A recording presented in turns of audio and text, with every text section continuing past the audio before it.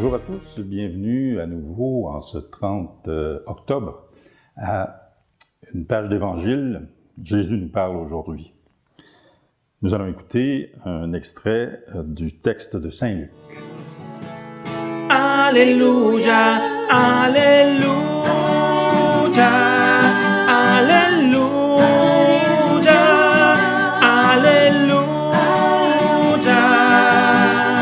Gloire à toi, ô Seigneur. En ce temps-là, Jésus était en train d'enseigner dans une synagogue le jour du sabbat. Voici qu'il y avait là une femme possédée par un esprit qui la rendait infirme depuis 18 ans. Elle était toute courbée et absolument incapable de se redresser.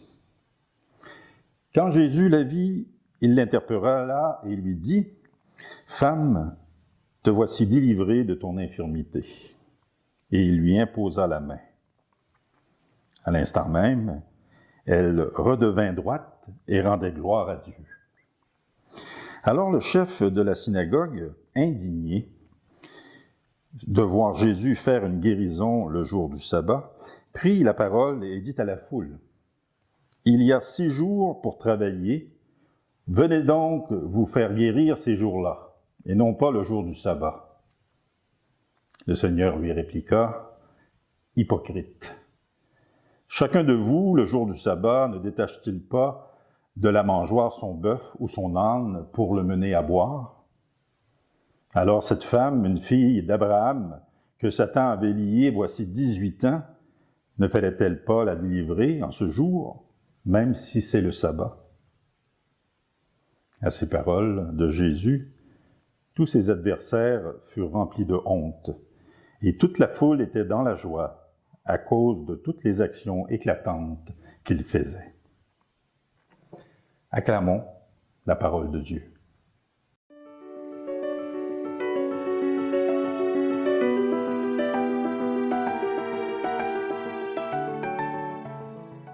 Alors, il y a 3 temps dans cet évangile d'aujourd'hui. Un premier temps, ou une première chose à observer, c'est cette femme qui est possédée par un esprit. La possession de l'esprit, qu'est-ce qu'elle fait à cette femme? On dit qu'elle était toute courbée et absolument incapable de se redresser. On comprend, avec la description qu'on en fait, que cet esprit-là est un esprit mauvais, que cet esprit-là a pris possession de cette femme, du corps de cette femme, et qu'est-ce qu'il fait, l'esprit mauvais, dans le monde? Il nous coupe du monde, il nous coupe de nos relations avec les autres. Il veut nous couper de notre relation avec Dieu, et pour nous inciter ou pour nous révolter, je dirais, contre Dieu, il nous coupe au départ de notre relation avec les autres. Donc cette femme qui est courbée, qui est incapable de se redresser, à cause de cet esprit mauvais, elle est recroquevillée sur elle-même. Elle est isolée sur elle-même. Cette image-là, elle est forte. Elle est forte parce que dans notre vie de tous les jours, même si on ne deviendra pas comme cette femme-là, l'esprit mauvais ou l'esprit, le tentateur, le Satan, comme on va l'entendre un peu plus tard, ce qu'il cherche, il cherche à nous diviser, il cherche à nous isoler, il cherche à ce qu'on se recroqueville sur nous-mêmes, qu'on se coupe du reste de la communauté, qu'on se coupe des autres croyants, en venir même jusqu'à se couper de Dieu, d'avoir des récriminations contre Dieu. Donc, cette première image-là d'une femme qui est recroquevillée, elle est très forte et elle est très intéressante à observer. On peut même se poser la question dans notre propre vie. Est-ce qu'il arrive des événements où je me replie sur moi-même, au lieu de m'ouvrir au lieu de m'ouvrir sur les autres, au lieu de m'ouvrir en allant chercher l'aide dont j'ai besoin ou le réconfort dont j'ai besoin pour faire en sorte que cet esprit-là ne prenne pas toute la place. Donc, cette première image d'une femme recourbée. On dit que Jésus comme dans à peu près tous les miracles de Jésus, il l'interpelle. Donc, il l'interpelle, c'est-à-dire qu'il va entrer en relation avec elle, il va l'interpeller, il va faire en sorte que cette femme-là sorte à un minimum de son isolement. Il va entrer en contact avec elle, déjà pour l'attirer vers lui, pour la faire sortir de cette noirceur-là, de cette isolation-là. Il va dire à la femme, te voici délivrée de ton infirmité. Il impose les mains, il impose sur elle ses mains, sa main, et puis la femme en est délivrée. Ce que Jésus vient de faire pour cette femme-là, dans le fond, il n'a pas juste chassé un esprit mauvais, c'est qu'il remplace cet esprit mauvais-là par l'Esprit Saint. Il remplace cet esprit mauvais-là par un accompagnement de cette femme, l'esprit qui va lui apporter des fruits qui sont positifs, l'esprit qui va l'aider à vivre à partir de ce temps-là, à revenir avec des liens envers les autres, à revenir dans la société, à revenir en relation avec Dieu. C'est ça que Jésus fait à cette femme-là. C'est pas juste de la faire redresser. Elle se redresse physiquement. L'image est encore très forte. Elle se redresse. Comme Jésus va se redresser au matin de la résurrection, cette femme-là va se remettre debout. Mais c'est pas juste une question physique. C'est une question aussi beaucoup plus intérieure. Cette femme-là qui était prisonnière, elle est délivrée. Les fruits que l'Esprit lui donne. Et cette imposition des mains-là les fruits vont continuer à proliférer pour cette femme-là. L'histoire, on ne sait pas ce qu'elle est devenue, la femme, parce que l'histoire ne nous le dit pas, mais quand Jésus pose un acte de cette ampleur-là, c'est pas juste de guérir pour guérir physiquement la personne, c'est pour transformer la vie de la personne, de façon intégrale.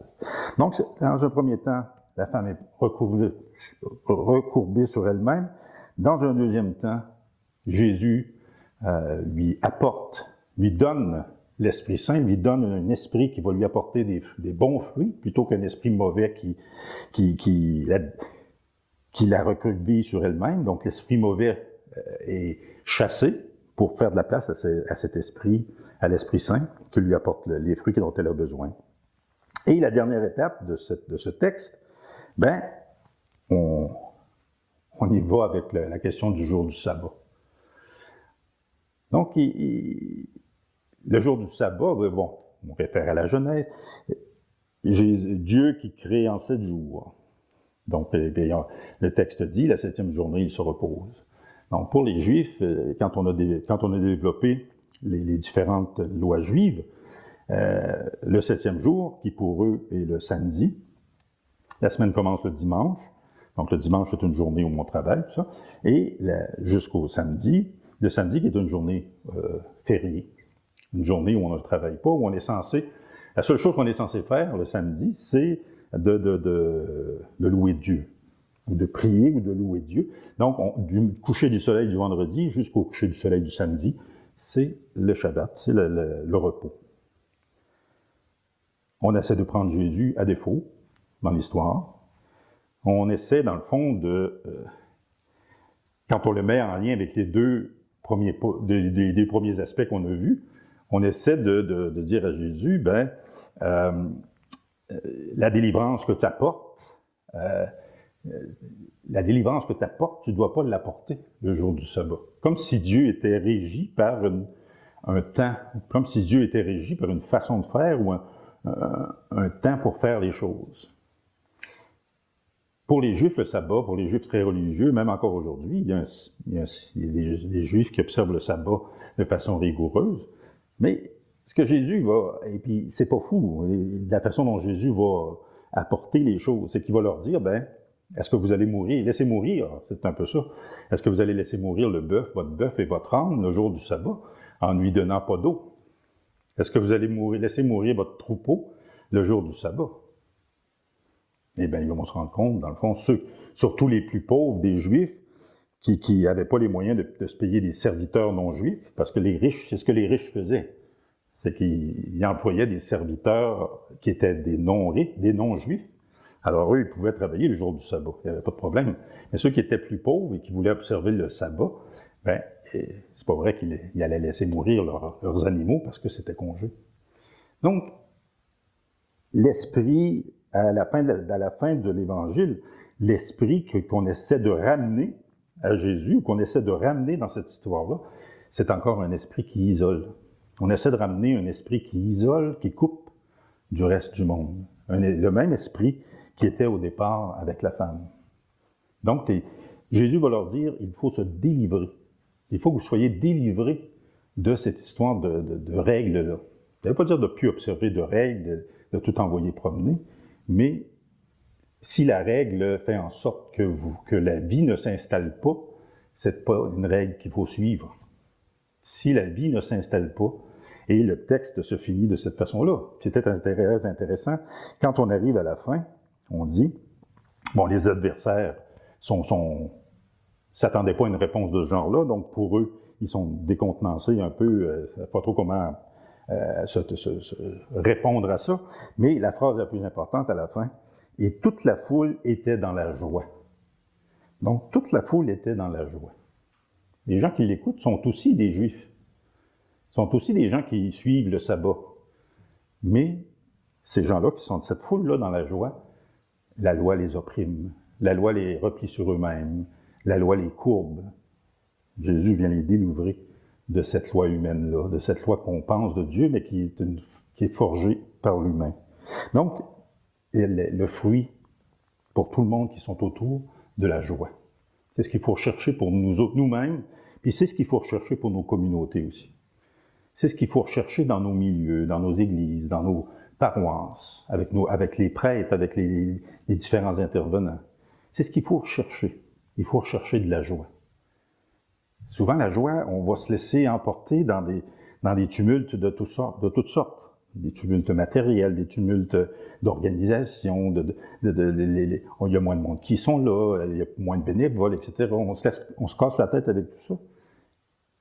Ce qui est important, et le fruit qu'il faut être capable de voir à l'intérieur de ça, c'est est-ce que notre communauté est heureuse? Est-ce qu'il y a de la joie dans ma communauté?